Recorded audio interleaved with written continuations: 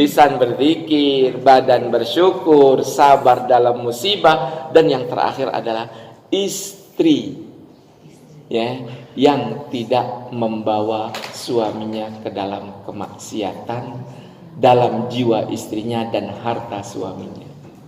Jadi ya, ini kesempatan ibu-ibu untuk bisa menjadi penghantar suaminya menuju surga.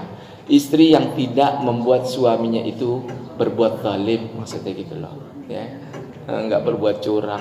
Ya artinya inilah faktor sesungguhnya laki itu hampir tergantung semuanya dengan istrinya. Lain dalam kasus istri Fir'aun, istrinya Lut, istrinya Nuh, gitu ya. Coba Nuh nabi, Lut nabi, tapi istrinya kenapa tidak bisa masuk surga? Fir'aun orang kafir yang menjadikan Tuhan, tapi kenapa istrinya Asiyah bisa masuk surga? Ya, coba itu Bu, ya. Ini kan pengecualian ini. Bayangin, itu Siti Aisyah, ya, sampai dibawa ke tengah padang pasir, dijemur sama suaminya Fir'aun. Pokoknya kalau engkau tetap mengaku Tuhannya Musa adalah Tuhanmu, ya, aku jemur sampai engkau mati. Dan kalau nggak ngaku juga, aku timpahin pakai batu, dijemur. Ya, perempuan istrinya. Tapi kalau kamu ngaku Tuhanmu adalah aku, istrinya suaminya, ya, aku akan jadikan istri lagi. Ya, dikasih waktu kurang lebih 15 menit berpikir. Ya. Akhirnya begitu datang lagi, siapa Tuhanmu? Rabbu Musa wa Harun. Aku beriman kepada Tuhannya Nabi Musa dan Nabi Harun. Ya, langsung tuh bloknya, mejret langsung.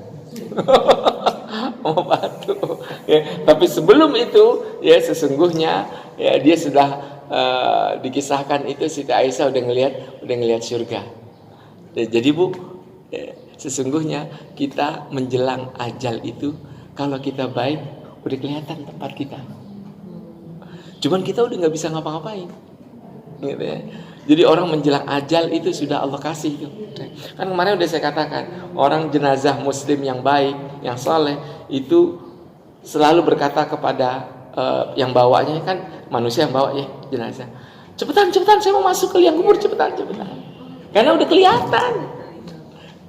Orang saleh itu menjelang ajalnya, kan ada contohnya ya, dia berkeringat gitu ya. Ya, kemudian tersenyum, jidatnya basah.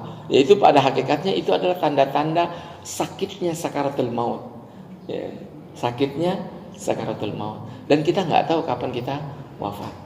Itu almarhum menjelang wafatnya udah bisa ngelihat malaikat.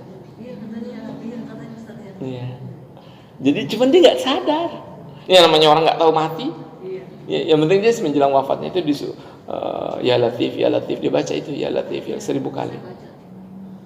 Itu dia bilang sama muridnya, itu ada tamu di luar, masuk siang, itu tengah malam. Ada tamu 2 orang tuh di luar, putih-putih, suruh masuk. Keluarlah muridnya itu. Dibuka, celingak, enggak ada. Tamu malam. Dia balik lagi. Ya Latif. Bukain, itu tamu. Masuk kesian gitu ya. Ya, udah. Itu lagi nahan sakit memang. Ya, dibawa lagi, dikeluar lagi. Enggak ada. Ya itu. Jadi dia bisa kelihatan. Iya, Latif untuk meringankan rasa sakit. Ya Latif yang maha lembut gitu. Ya Latif supaya dilembutin hati kita itu. Ya apapun. Karena kenapa Bu? Setiap zikir yang kita lakuin itu kita niatkan untuk apa terserah. Ya bebas.